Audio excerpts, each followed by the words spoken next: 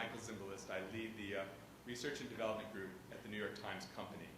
And this group at the Times was formed about 5 years ago, shortly after we made a historic decision to integrate our print and digital operations. That decision at the Times began a process to transform the company from a newspaper into a multi-platform, digitally centric news and information company. And within that context, R&D was formed with the mission to look around corners.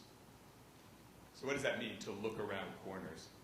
It means that we focus on identifying the trends in media, technology, and consumer behavior that are affecting the news and information business. And then, building upon these trends, we envision what kinds of information, products, and services people will expect from a company like the Times in the future. Our time horizon is about 18 to 36 months, just beyond the current product cycle. And our method, as Mark said, is to create prototypes. These prototypes take the abstract exercise of envisioning the future and help make it concrete. These prototypes let people visualize what we're talking about, and they've proven to serve an educational role, an inspirational role, and a business development role, both inside and outside our organization. I'm going to show you some visualizations in a few minutes.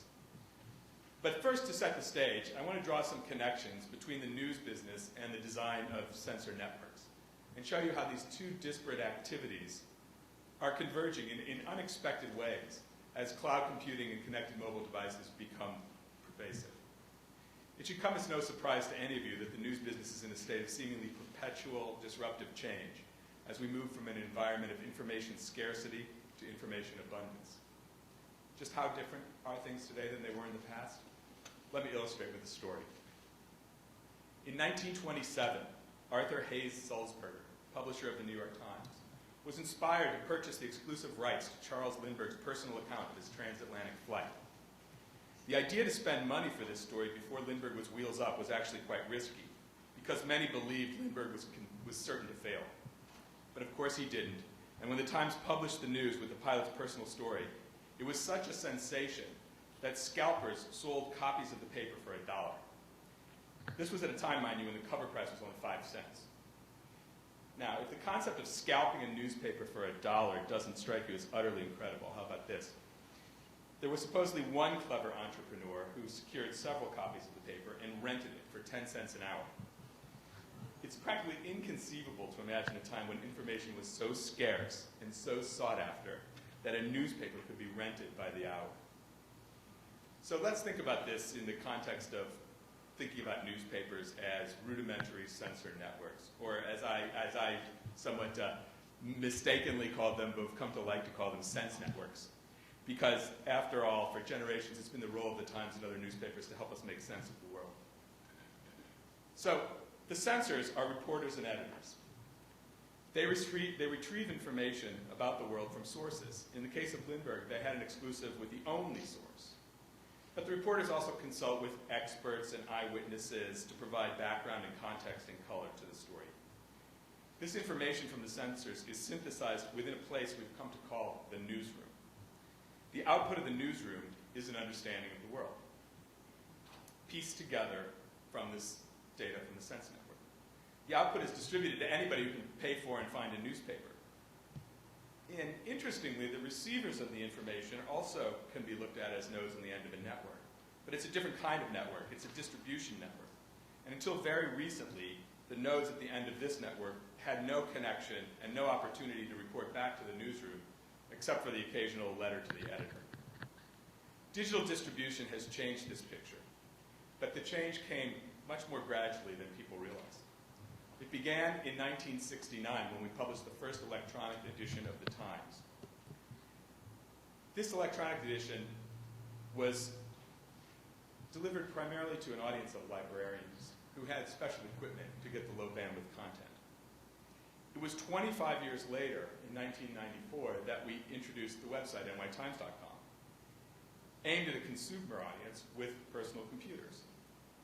The launch of nytimes.com increased the distribution of Times journalism dramatically. The website was, however, similar to both the newspaper and the original low-bandwidth electronic edition in one important respect. It was conceived of as a publication. And as such, we thought about it in similar terms to the way we think about the printed newspaper. Instead of calling the content container an issue, we called it a website. within the website, there are these things we call pages. And within the pages, we have these zones for editorial and these zones for advertising. It all felt very familiar. Even in the beginning, the periodicity was the same as the printed newspaper, daily. And importantly, while our website multiplied greatly the number of nodes at the edges of the distribution network, these nodes still remained largely disconnected from the Sense network, the newsroom, and from each other. So this is the picture of the information landscape 70 years after Lindbergh made his transatlantic flight. Change, however, came much more quickly as broadband connectivity swept the nation during the early part of this century. Blog platforms became widespread, putting publishing tools and worldwide distribution into the hands of millions. The distinction between creator and receiver of information began to break down. Blogs also introduced the ability for readers to comment on everything that's published, and readers quickly acclimated to this, and it soon became the expectation for just about every blog post and every article to have a comment section. As a result, a much more robust connection was established between the receivers of the news and its creators. Then, only about 3 years ago, connected mobile devices and social networks burst upon the scene and completely changed the game. Because of the widespread consumer adoption of mobile and social, digital media has shifted from the paradigm of publishing to the paradigm of communicating. In the communications paradigm, an individual consumer sits squarely at the center of her media experience, and information comes at her from all directions. But the ecosystem is bidirectional. The consumer now regularly contributes information into the ecosystem from which he or she partakes. Very simply, in the old paradigm, information sat at the center, and individuals reached in a familiar way, like they did to publications, to pull it out. In the new paradigm, the consumer sits at the center, and information comes at them from all directions, and they're equal participants in this information ecosystem. Content sharing has become simple and ubiquitous. Let me give you just some sense of the scale here. Every second, every minute, I should say, 20 hours of video are uploaded to YouTube. Every minute. Every day, there's 90 million tweets injected into this information ecosystem. And every month on Facebook, there are 30 billion pieces of content shared. Social networking recently surpassed email as the #1 application on smartphones, and smartphones will soon become the principal device by which consumers access the internet. Media today is a fully participatory experience. The receivers of information are fully empowered creators of information. What once looked like this became this, then this, and now it looks like this. We've arrived at a fully participatory news and information ecosystem. Okay, so now I'm going to take a leap. In this new news ecosystem, it's just as easy to subscribe to the thoughts, the opinions, even the sensations of an individual as it is to subscribe to the Times. So shouldn't it be possible, in theory, to make sense networks like an old-fashioned newsroom out of collections of networked individuals? I'm not suggesting that these networks could ever replace the professional newsrooms, but what I'm asking is whether it might not be possible to design and deploy large-scale participatory media networks as a means to understand a variety of complex questions about what's happening in the world around us. If we're going to do this, we have to first answer 3 questions. How does data flow through these networks? How do we extract meaning from them? And how do we motivate people to participate? I'm going to spend the rest of the time this morning sharing some thoughts and preliminary notions around some of these questions. First, the data flow. Understanding how data flows through these participatory media networks is at the heart of a project we've been working on in the New York Times Research and Development Plans, and it's been our really great fortune to have Mark Hansen with us during this period that he's been on sabbatical to help in this effort. He has been working with Mike Young and Ted Roden, who are 2 members of the R&D lab. And then very recently, we've brought in a fellow by the name of Jared Thorpe, who's a data artist. He's an artist who works in data.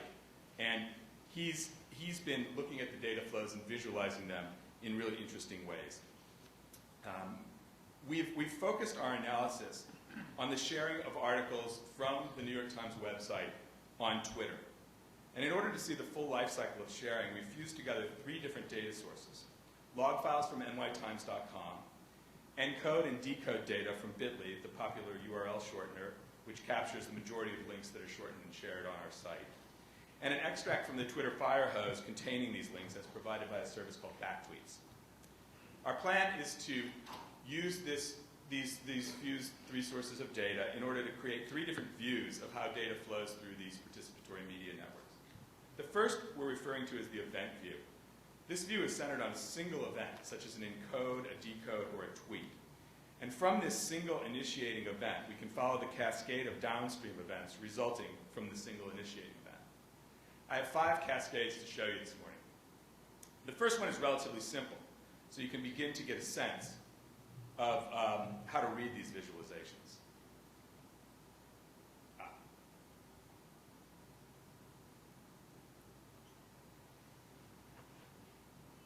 All right, this is the second. So I'm going to go to the second one. It's another simple one, so you can see how it works.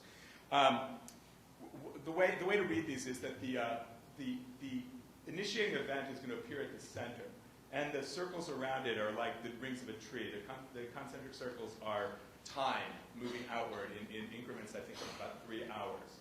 And you'll see two different colors appear as the events unfold. The yellow squares are actual decodes of the link, so click-throughs on the tweet, and we take those to mean somebody reading the story. The pink squares are retweets of the same, it's the same link retweeted by a different individual who's connected to the individual who initiated the cascade in the first place. You'll see as this plays 3 different views too. We're going to begin with the top view, just like you see here. Then we're going to angle to a side view, so you can see it over time, and then we're going to fly through and take a look at some of the tree structure. So this particular article, as you can see up at the left there, is an article about a special Porsche that's a collector's item. And what you're going to see here is that for a bit of time, there's not a whole lot of activity related to this, and then we see that the main New York Times Twitter feed, which has 2.5 million followers, picks up the link, injects it into Twitter, and there's a burst of sharing activity. So keep that in mind as you watch this. That's 1 hour out, 2 hours out, 3 hours, 4 hours, and there. So it hits the New York Times feed, and there's a flurry of both retweets and decodes of the story. And as you follow the arc-like shapes originating of yellow, that's actually sort of corresponds to the influence of the individual retweeter, because those are the decodes that come from the sequence of his or her followers reading the story that's retweeted. Now we're looking at it from the side view, and you can see the distribution over time of how the story is read as a result of these retweets. And now we're going to go into the tree in the third view here, and you'll see that we can identify each of these retweeters because we have the data from Twitter. So that was the New York Times main Twitter feed that created the cascade and all the subsequent events that we saw in that.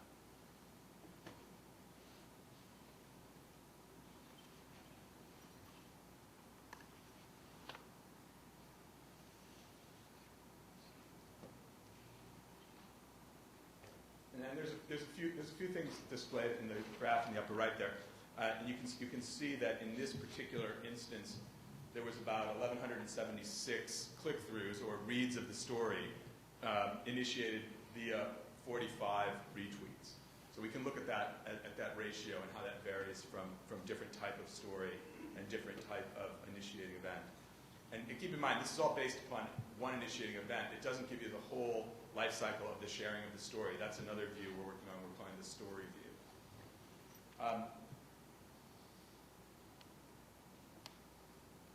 It's weird. The intervening ones don't seem to be there. But anyway, I'm going to go on and show you a different one, which is here. So this story is an example of a story that has a very long life cycle. There's been a lot written recently about how all the retweeting activity happens within the first 20 minutes after a tweet. We're finding that that's far too general a statement from what we're seeing. We're seeing all kinds of different activities and different patterns appear. In this case, this is an op-ed story by Nick Kristof, and you'll see this story has a particularly long life cycle, and it's tweeted and retweeted by multiple generations. You can see that in the side view when we go there as these trees sort of build height. And you'll also see that there can be a particularly influential retweeter that almost gives it a second life, as if it were once again retweeted by the main feed. So an influential tweeter with a network of followers so vast that it really is almost like republishing the story. So here's this one. So there's much more activity right at the outset. The spindles again are the life of each individual retweet off of the initiating tweet. And you see how long, 12 hours out, still very active.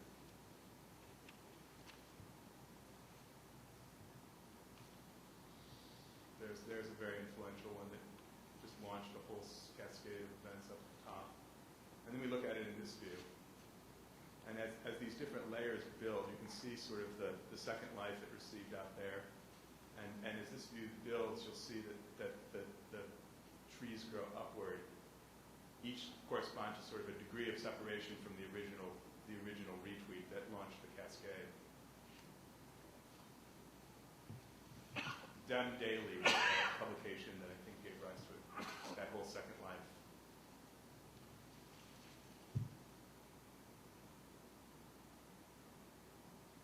It's still going here 36 hours out and stuff or something.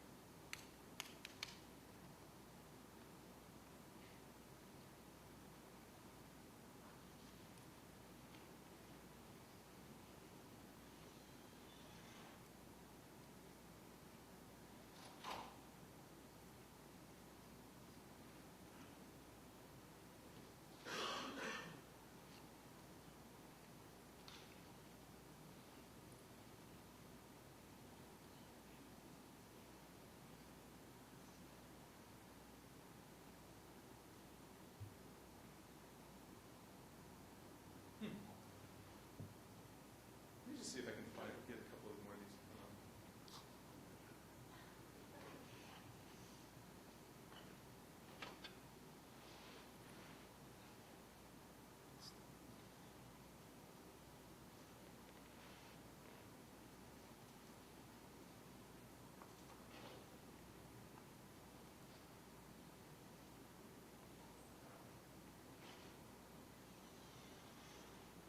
They're here, but they're.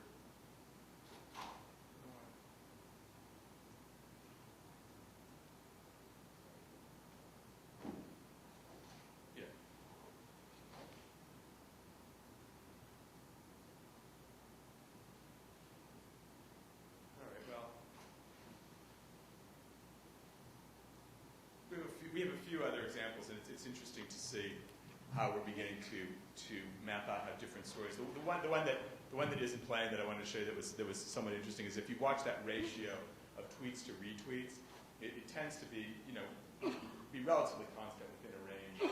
And there's one story where we found where the ratio changed dramatically, where it was almost 1 out of every 10 people who saw the story retweeted it. And it was a story with the title, Is Italy Too Italian? And so, our hypothesis is that there's a certain community of people who are very interested in sharing links about Italy, whether they're Italian or aficionados of Italy, and that one has a much different ratio. What we're going to start doing as we apply this, we can test hypotheses about whether stories that are narrowly focused on a community of interest have different sharing patterns and different life cycles than stories that are much more topics in the news and those kinds of things.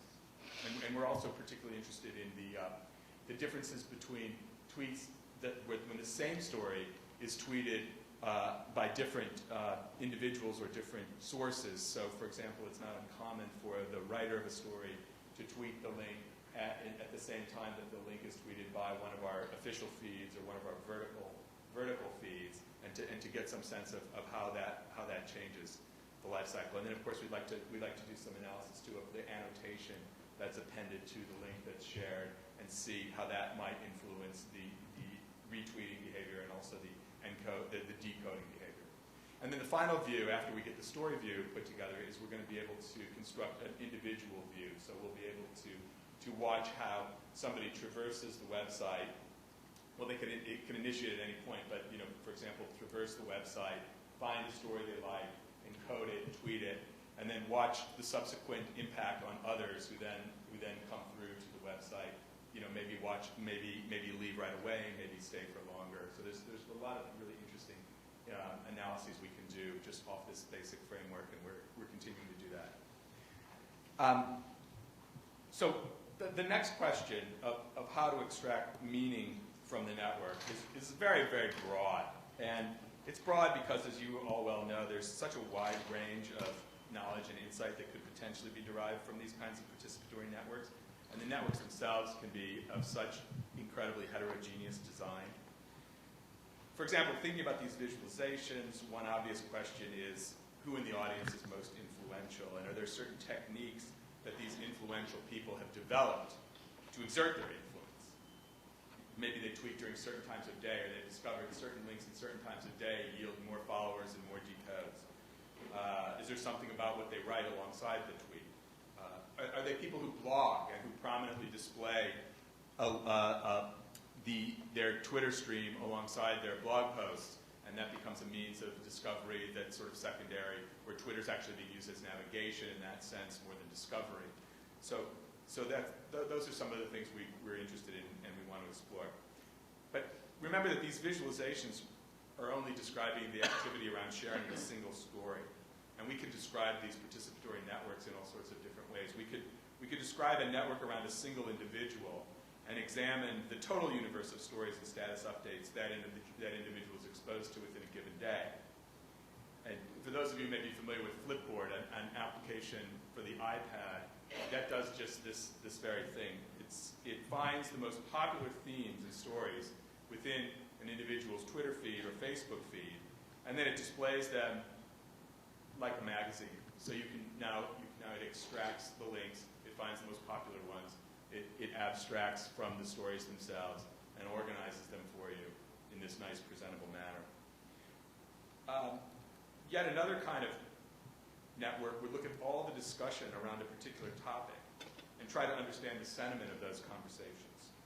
One example of a project that's attempting to do this comes out of Northwestern, and it's called Pulse of the Tweeters. And this is a fairly interesting project that looks at all of the topics that are trending at any given moment of time, and then looks within those topics at the tweeters who ranked by influence who are speaking on that topic. And then it also attempts to go one step further and determine the sentiment surrounding whatever that topic of discussion is. There are many experiments like this underway at the moment. And given the early successes, it seems reasonable to believe that we'll be able to develop methods to extract meaning from amid the din of all these tweets.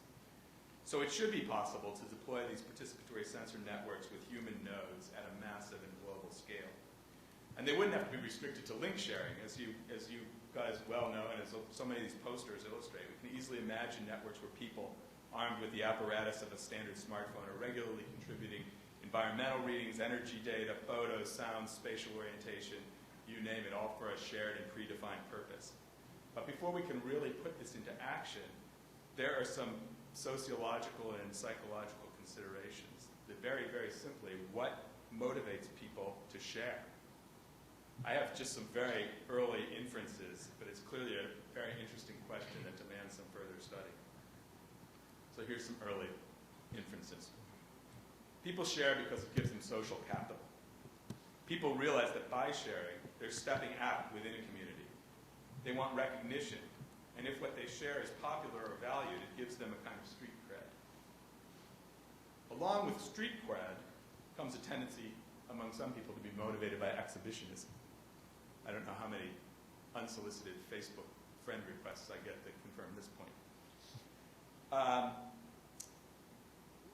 Further, recognition and people seeking recognition through sharing can create a powerful motive to share out of a sense of competition. And this motivation is particularly interesting because it opens the door for game mechanics and a system of rewards to stimulate sharing. Foursquare provides a really interesting case study. I'm sure that most of you are familiar with Foursquare. It's a system whereby you signal your presence at physical locations by checking in. These check-ins are broadcast to your social network. You can also record notes or comments or reviews about the places you've checked into for your friends to see. And each check-in offers the possibility that you'll be rewarded with a badge. There's more than 100 badges. And many are motivational, like the gym rat badge up there at the top. After 10 check-ins at your gym, you'll earn a gym rat badge. Foursquare has launched similar kinds of badges for parks and art galleries, and even a badge called the Pizziola badge down at the bottom there, where they awarded it to people that would visit 20 pizza parlors. On your 20th pizza parlor visit, distinct different pizza parlors, you get that badge. And I talked to Dennis Crowley, who is the founder and CEO of Foursquare, and he told me that after this pizza badge was introduced, he observed that people were going on pizza outings together in groups, tasting the pizza and sharing the reviews just so they could get that badge. And I asked him what he thought motivated people to share. He said he thought people get hooked on it for the social capital, but then they develop a trust and a connection to the system, and they actually begin to do things for the good of the system. It's almost like they lock into a particular system, and by contributing, they make it better for everyone. So think about Wikipedia in that context. Wikipedia, there's a pride of ownership. Somebody or some small group tends to this UCLA page, and they want to make it as good as possible, knowing that if they do, all of Wikipedia will be better. So I like to conclude on a note of optimism here, that altruism can also be a very popular motivator, a very powerful motivator for sharing. People participate for the good of their community, and therefore it's not a stretch to believe that as we learn to deploy these participatory media networks, they can become a source of social good. And thank you, and I'd be glad to take any questions, and you can follow me at Zimbalist on Twitter. I have to get the Twitter promo in there. Thank you very much.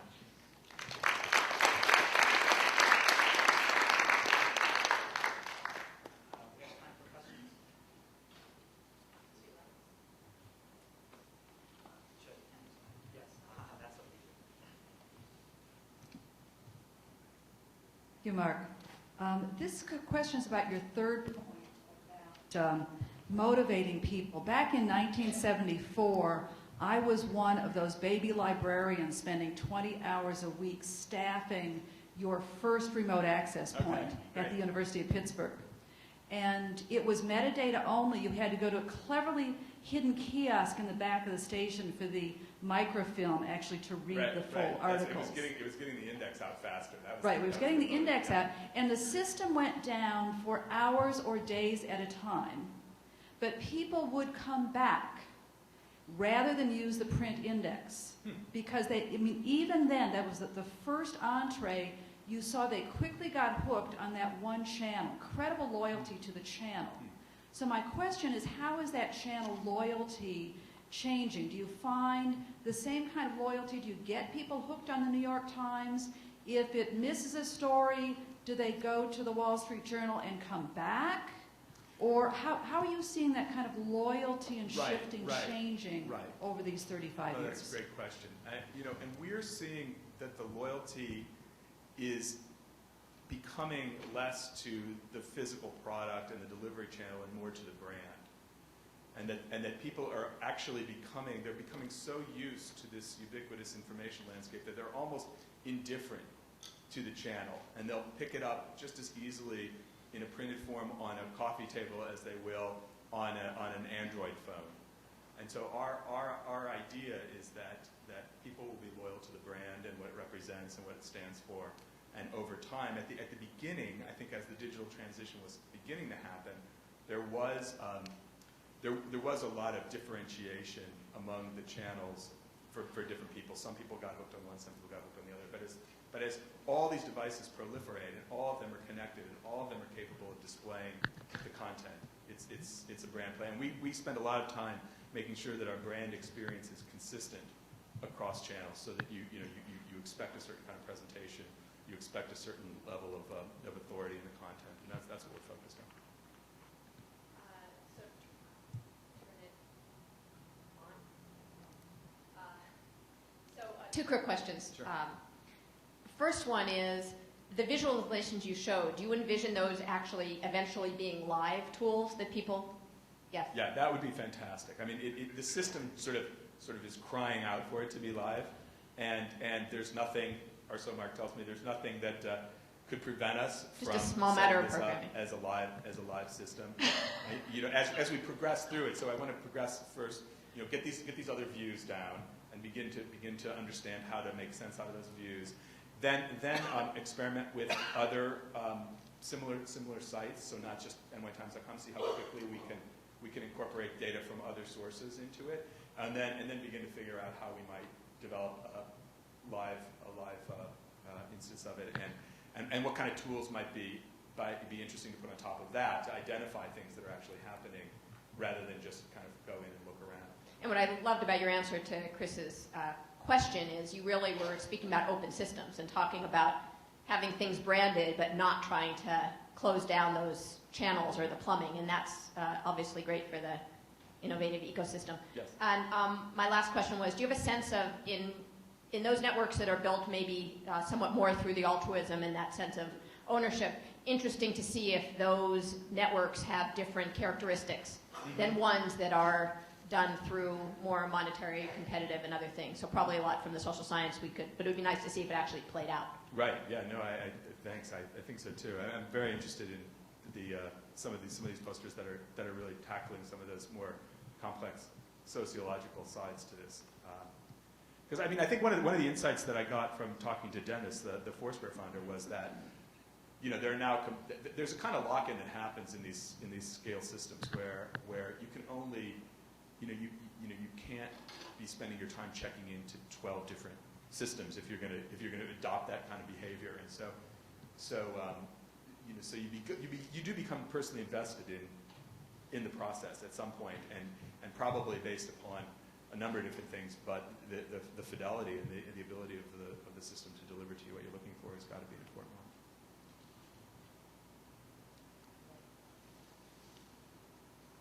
There, is that okay? I have two comments to make, and one of them I'd kind of like you to comment back on. The first one is, don't you kind of see this as basically the same thing as people gossiping, except that in the past they didn't have these tools with which to do it very fast and as accurately, which kind of serves a twofold purpose. Okay, if somebody passes on information that's erroneous, it's there in black and white for everyone to see, and everybody knows where they got it from. Okay, whereas in the past you didn't have that. And I would submit that the people that are using a lot of these services and being the originators of passing stories on are the very same people that in the past would have been those people that passed on gossip first and thought that they were, they charged themselves with that job. Well, I mean, I think gossip is a little bit of a loaded word. I mean, certainly a lot of the chatter probably is of insubstantial topics, but I mean, there's a lot of people who, for years, I mean, the newspaper's always been the conversation starter on topics as diverse as, what's happening in Afghanistan to kind of like what's the latest cool bar in the East Village. So I mean, I think it spans a wide range of topics. And the other thing that there is this notion of being the first to know, which is often a source of for people who think of themselves as being among the first to know and being sort of the go-to person among their network of friends for specific topics that they take pride in knowing about. I think there's a similarity that you can draw here. But one of the interesting findings that, Mark, you could probably describe this better than I, but as we were pouring through the data very early and Mark was figuring out ways to connect these different data sets together reliably, we found this story that had been on the shelf for like 3 months or so, and all of a sudden it got like 500,000 views, and went back in to discover that Dr. Oz had tweeted it, and it was like a health story. So I mean, it was relevant more than, I mean, if you're interested in gossip, gossip's relevant, but if you're interested in, lowering your cholesterol, that's relevant. I guess I'm using that term loosely because as opposed opposed to it being a news story where you're forced to check your sources. Mm-hmm. Totally different from Right. what's going online here. This is a social media thing, and they are not forced to be that correct. It's like passing on information. Right, Okay. right. The other one that I was going to mention is that with the programs online and even apps for phones, cell phones, I think that the people end up becoming brand conscious and loyal to brands when those brands are not only open sourced, but they, the people who originated them kind of update them regularly and add stuff without even being asked to, because they can see this is what people want in it. Mhm. So it kind of grows itself. You know what I'm saying? I agree with you.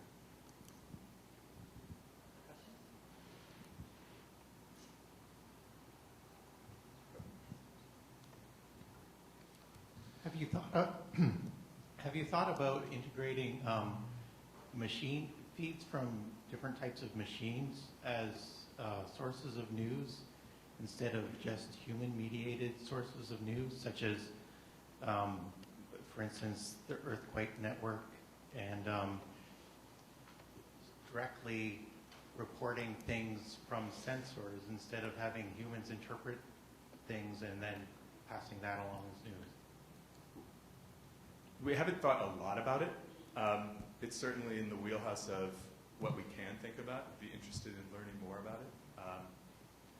We certainly have an investment in the quality of the reporting that humans bring to it as far as our core product and our core values. But I think we're interested in knowing how that might work.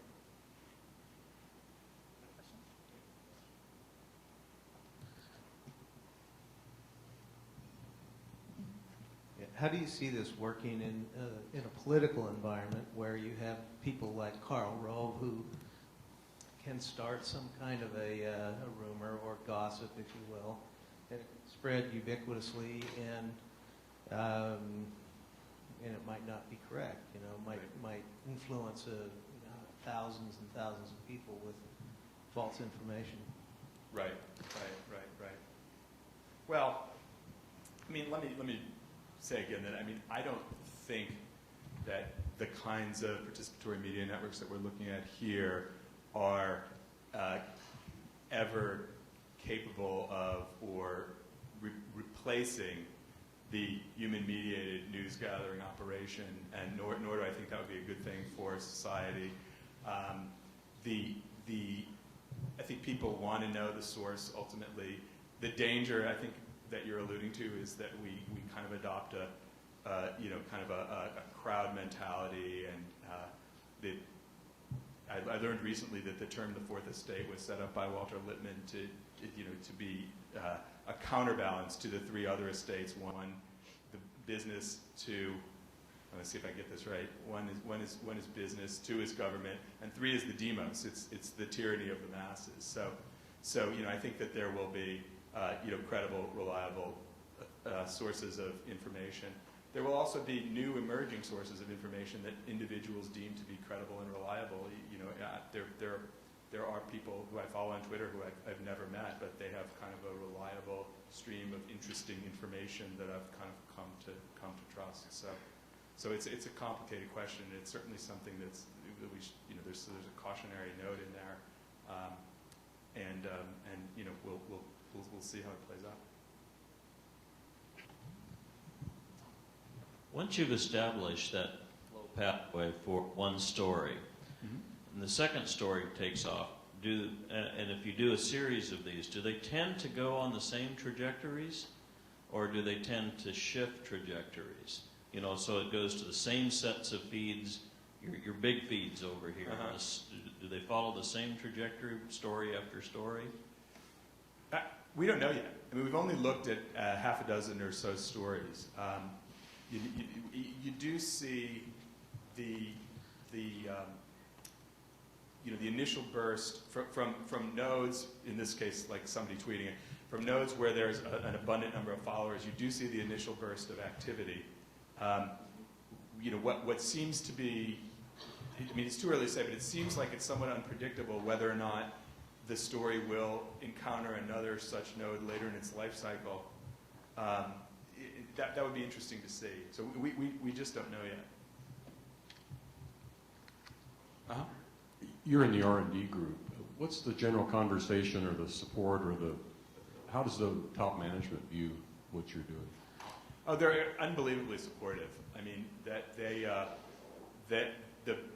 company is committed to making this transition from, a fundamentally newspaper-centric company to a fundamentally digitally centric company.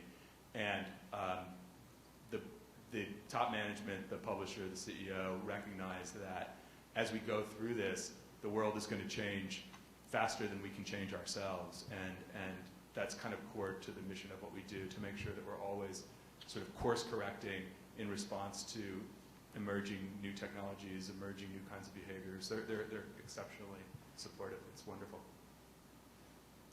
Question here. So you can identify the influencers who retweet these things, and the ribbon spins off in the visualization. Have you thought about who those influencers are, and is it what you'd expect? Is it unexpected? And the second part of that is there any ideas of how to reach out to them? Right. No, very good questions. I mean, I don't know, Mark, I see you nodding. You probably know. I mean, we would love to know more about who they are and how they vary by topic, and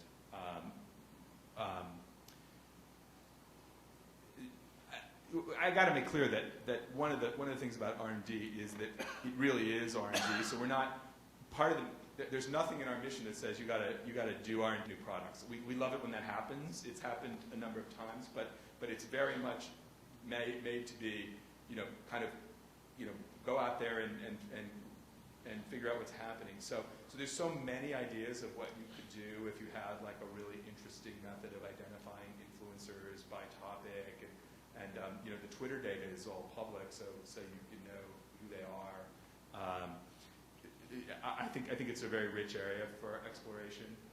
I'm sure there's a lot of applications for knowing it. In fact, somebody told me a story yesterday so take this as a grain of salt, but that there's some new commercial venture that pays celebrities to tweet commercial links. Now, it may sound awful, but it's all very sort of public, because it's no different than wearing a Nike hat or armband, right? So somebody told me something, and roughly, these aren't verified numbers or anything like that, but Lindsay Lohan or someone like that, tweeted a link about a handbag that there were 3,600 of them available at some price, and within an hour they had sold them all out. So the kinds of commercial applications and commerce applications for understanding kind of behavior and how to do that, what's the right time, and what the right words to use are, is kind of interesting.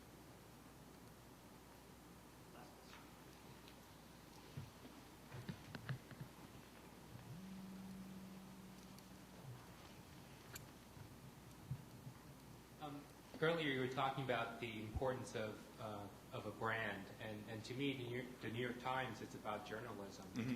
So how do you see social networks changing the fundamental definition of journalism? Well, I mean, a lot of what I said here, it's become participatory medium, which is really a sea change. And up until just recently, when this kind of convergence of mobile social happened, it felt a little bit less dramatic. It felt a little bit more orderly. It felt like we were kind of slowly transitioning from principally print-centric to principally digitally centric, but that the fundamental consumer behavior around digital was going to be understood in the terms of pages and sites, and I think now we're seeing that it's far more complex. We're not just going to simply move from a printed world to a PC-based internet world. We're moving into this ecosystem of multiple devices, multiple behaviors, all of them equally media capable, and people seem to be very easily accommodating these new devices into their lives, and they're cheaper, and kind of in a funny way, prior to this transformation, it sort of felt like we were gradually replacing one thing with another.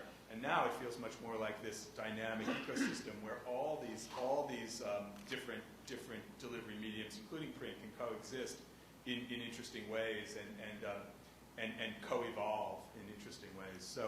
So it is changing behaviors. It's changing a little bit the way certain things are presented, but it hasn't changed for the New York Times Company, sort of the core values of the company and the mission to deliver, high quality, authoritative, reliable, trustworthy content. All right, please join me in thanking Michael again.